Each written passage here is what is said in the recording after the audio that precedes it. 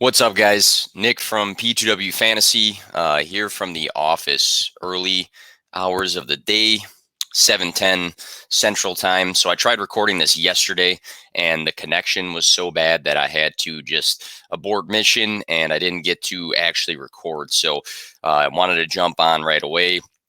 I wasn't able to last night. The coaching gig I have, it's pretty demanding at times, and I need to make sure I'm spending enough time with my family, my wife, my daughter. So finding some time here early this morning, trying to kick things off with an episode. Before we get into that, though, we are right around the corner of the NFL season, 2021 season.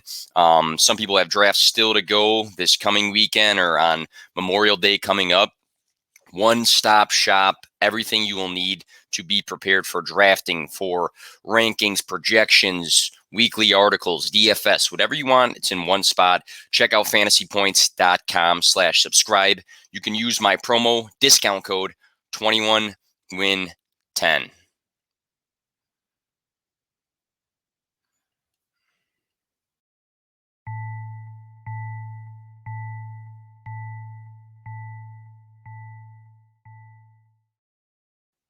I knew I had that graphic somewhere floating around, but there we go for fantasypoints.com. I use it all the time, every single day. So it's not something I'm just blindly promoting there. But what I have going on today are the 2021 players I will not be drafting. I won't be drafting lists. So I'll get into that in a quick second here once we get through our intro.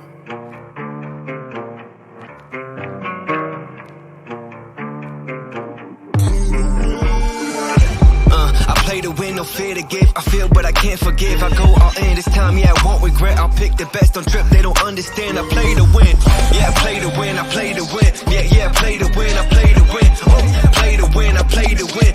Yeah, play to win, I play to win. All right, so as I said before, talking today about the 2021 I won't be drafting list. So before people go crazy and get defensive about some of these guys, this is a personal thing. So the reason for the most part that I'm not drafting some of these guys is because I like other guys that are being drafted around them more. So if I like somebody who their ADP or average draft pick is pretty close, same position, then I won't be drafting some of these guys. It's just as simple as that. I'm not saying that they won't be useful for fantasy. I'm not going to say that they're bad at football. It's nothing along those lines. It's literally I prefer other guys in comparison to these guys. So let's kick that off. Have a cool PowerPoint.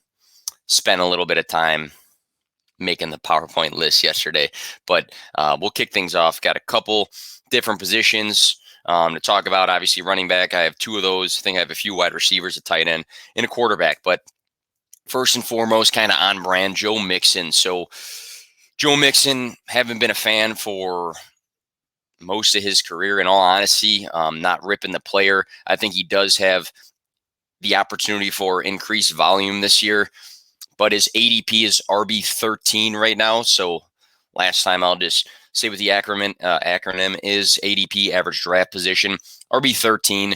Guys that are close to that, all right, or after that actually, are CEH, Montgomery, Swift, and Chris Carson. So CEH, Montgomery, and Swift are all guys that I have ranked above Joe Mixon. Chris Carson, I have him neck and neck. So all of those guys are going right after Joe Mixon, and I prefer a lot of them before him. So that's my reasoning for not wanting to draft him just in general. I think that, the concerns are the O-line, of course, not really addressed as much as they needed to this offseason. I think they're going to be very, very pass heavy with those three weapons in Chase, Higgins, Boyd. And they're going to have to, because they're going to be chasing a lot of games because their defense is not good. What also concerns me is he has a career 4.1 yards per carry, which is very, very average.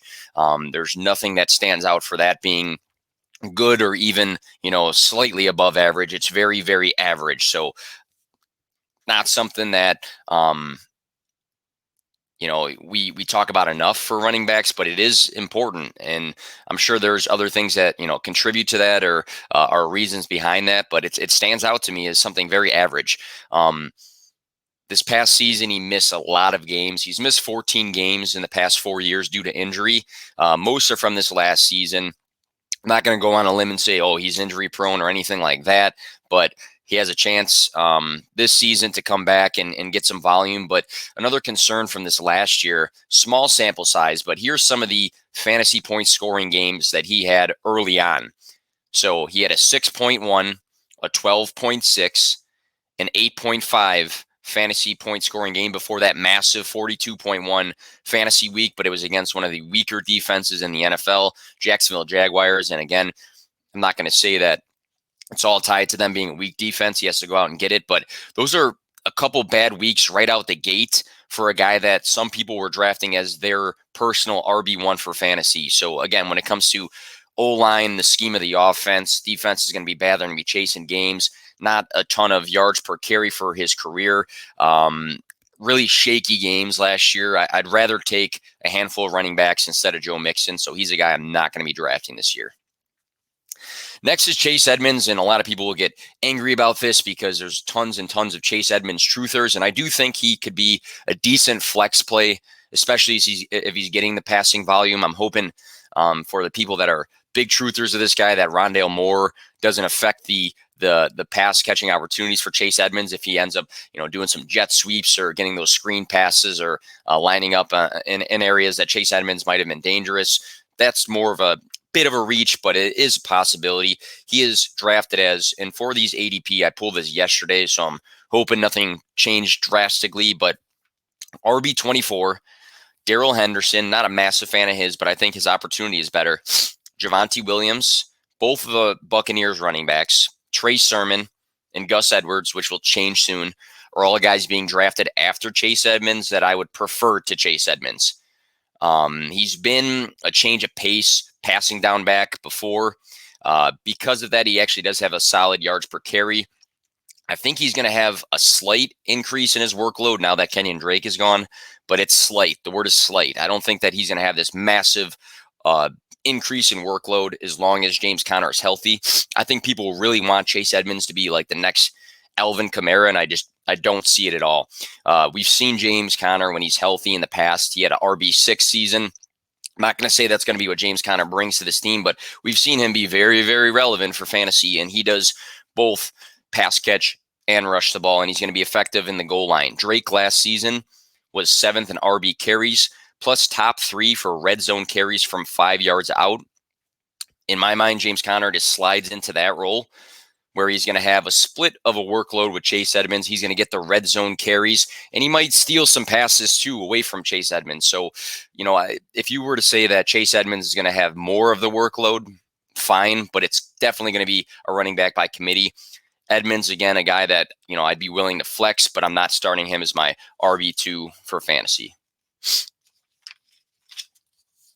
Next guy on my list might take a little bit of heat for this too, but Brandon Ayook. So great season, his rookie year. I think he surprised a lot of people, including myself. His ADP right now is wide receiver 23. So that is ahead of guys like T. Higgins, Jerry Jeudy, Devonta Smith, and Brandon Cooks. So all of those guys I just named, I trust their volume more than I trust Brandon Ayook's. That's the big separator. I trust these guys to have a more consistent target volume. Again, T. Higgins, Jerry Jeudy, Devonta Smith, Brandon Cooks over Brandon Ayook. Weeks 13 through 15, he was the wide receiver 5, which was great. That was actually phenomenal for fantasy if you had him last year. No George Kittle in any of those games. He had Debo in week 13, but then he exited really early in week 14 and was out the rest of the year. So he barely, during those big weeks, had George Kittle or Debo Samuel. And hey, he had to pop off. He had to have massive weeks, and he absolutely did. But my concern is when all 3 of these guys are in the mix and they already are a run-heavy offense that might be changing with a running quarterback, I'm concerned about the target share being consistent. ESPN, I looked on the app. They project Ayook and Kittle to both have 119 targets and then Debo to have 104. I think there's going to be a lot of weeks where it might be frustrating for one of these 2 wide receivers in Debo or Brandon Ayook. Debo's going as the wide receiver 35. Ayook the 23. So you're investing more in your draft in Brandon Ayook than you are in Deebo Samuel. And I do prefer Ayook to Samuel, but there's going to be those weeks where Kittle is getting the bulk of the targets, and there's probably going to be most of those weeks. I think George Kittle is still the target number one on this team, and then you're going to have Deebo getting involved, and Ayook is going to want his share too. So juggling around where the targets are going to go, I don't trust it as much to be consistent to Brandon Ayook, and he did really pop off when those other two guys were gone. So I do think he will be relevant this year, of course. I just don't think that I want to spend that wide receiver 23 capital on him. I think I'd rather spend it on some of those guys I listed before that might have more of a consistent volume, more consistent target share.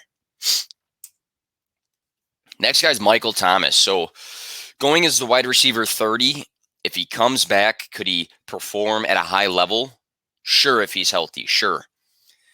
August 16th, Coach Payton came out and said that he was ahead of schedule, which is a good sign. But I have so many question marks when it comes to Michael Thomas. And I really, for redraft, just don't want to take chances. And it might be the case where, hey, you already are not going to have a bye week until week 6. So if he misses 6 weeks, you weren't going to use him in general anyways. You can stash him on your bench.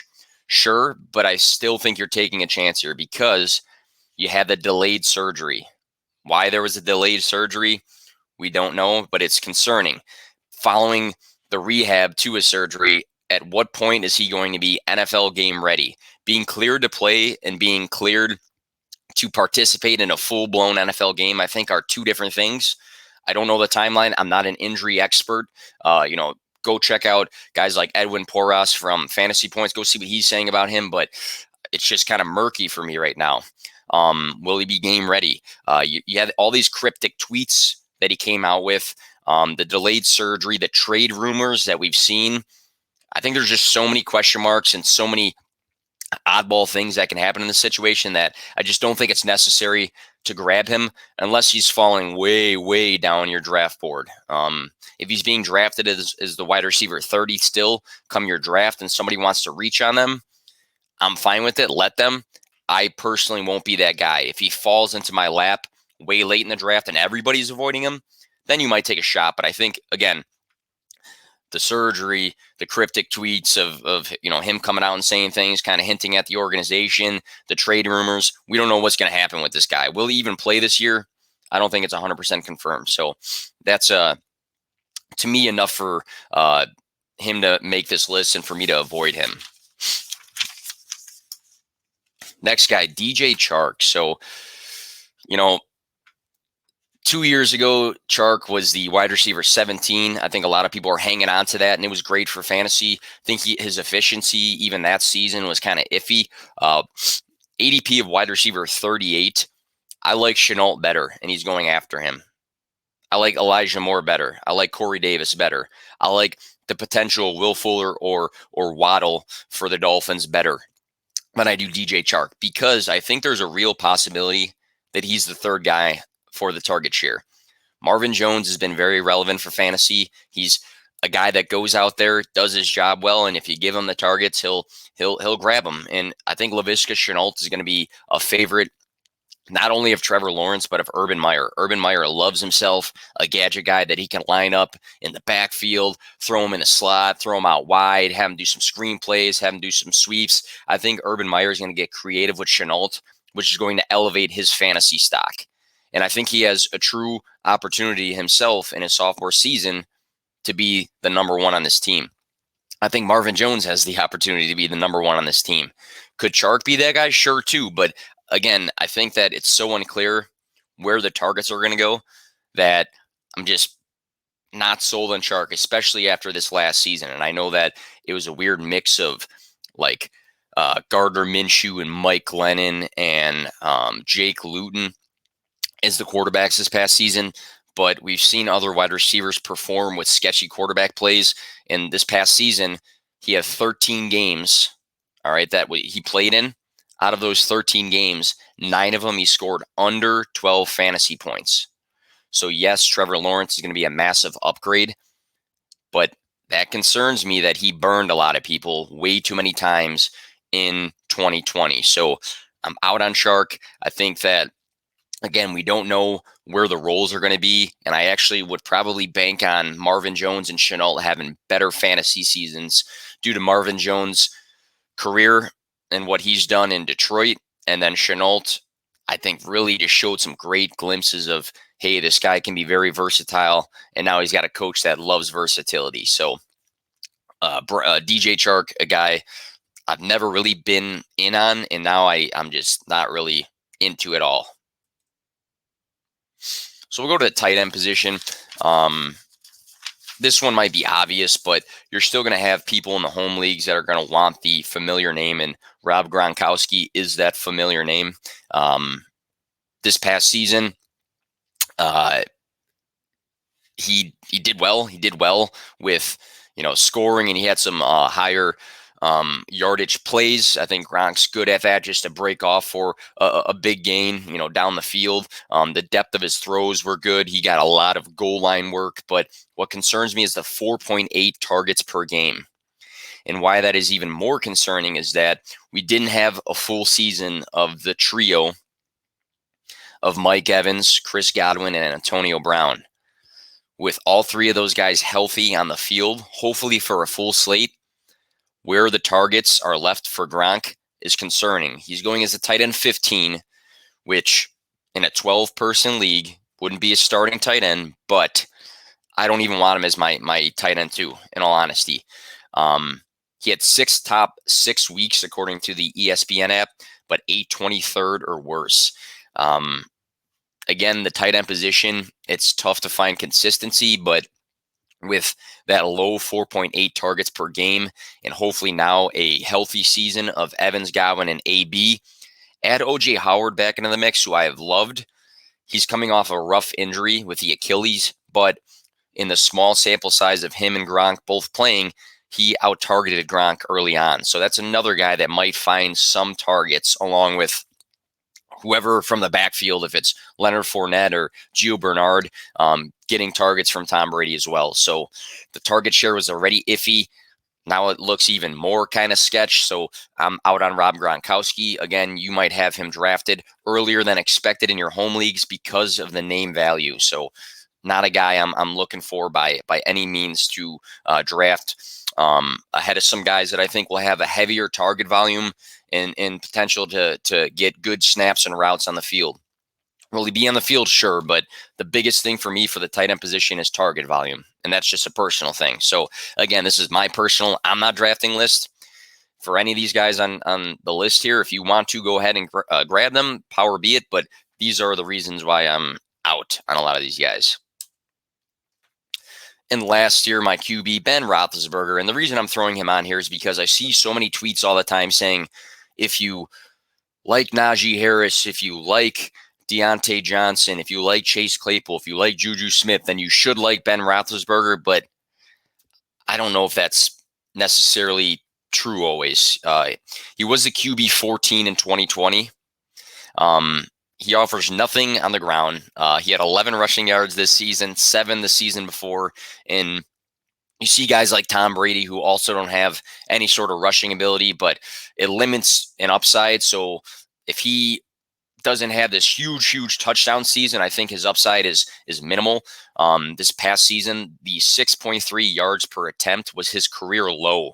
So even though his wide receivers had some nice games, the yards per attempt is pretty low. So you're really banking on him scoring or throwing for a ton of touchdowns. I think they will implement the run with Najee Harris. They had a terrible running game last season.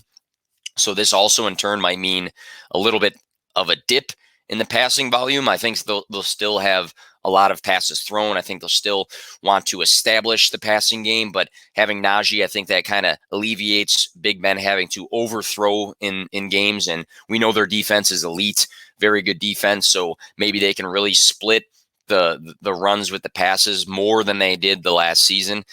He's QB 19 for his ADP, which you'll say to me, hey, well, that's low as is, but QB2, I want a guy with high upside. I talked about that on a board session I had in the office here, but a guy like Justin Fields and Trey Lance, I know it's rookie fever, but they have a lot bigger of an upside because of the dual threat ability than a guy like Big Ben does. So if I'm getting my safe top 12 quarterback early on, or wherever you take them, I think the second quarterback that I'm hopefully just using on a bye week, or if that quarterback takes off, needs to be a guy with some high upside. So Big Ben to me does not offer high upside outside of the possibility of throwing a lot of touchdowns. So I'm going to go with a guy that might have a dual threat ability or might really pick up their game and be an asset to fantasy, like a guy like Justin Fields, like I just mentioned before. So short list. There's other guys that I've been avoiding, but these are some guys that have stuck out to me. And again, I'm not saying that these guys won't be good for fantasy and won't be useful for fantasy. It's a personal preference. And when I say a personal preference, it means that I personally am drafting other guys that are around their ADP before them. And there's guys that are going after them in drafts that I want before them. So when that stands out to be, that means that I'm avoiding these guys unless they fall in my lap. And again, play your draft board, because although I said somebody is going as the wide receiver 30 or whatever the case is, if they end up going as the wide receiver 40 in your draft, then they are a value. So you really just have to play your draft board and see where these guys fall. But these are guys I'm not reaching for redraft purposes in 2021. Thanks for checking this out, and good luck in your upcoming drafts or just in general for your fantasy.